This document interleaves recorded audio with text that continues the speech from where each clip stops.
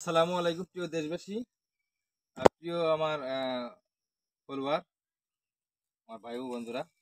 তো আপনারা অনেকে আমাকে কমেন্ট করে জানাচ্ছেন যে ভাইয়া, জালগুলো আমরা পরিষ্কার করব কিভাবে?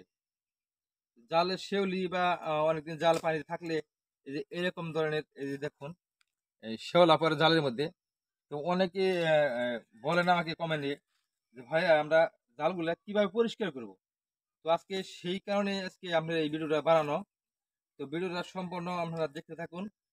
তো আমি আপনাদের দেখাবো যে জালটা কিভাবে পরিষ্কার করে। এই যে জালগুলো আছে, আপনার পানির থেকে আপনার প্রথম অবস্থায় উঠাইতে হবে। পানির থেকে উঠিয়ে আপনার প্রচন্ড রোদের মধ্যে আপনার শুকা দিতে হবে। প্রচন্ড রোদের মধ্যে যখন শুকা দিবেন, তখন ঠিক এই যে এরকম একটা হবে, কালার হবে শেলোটার।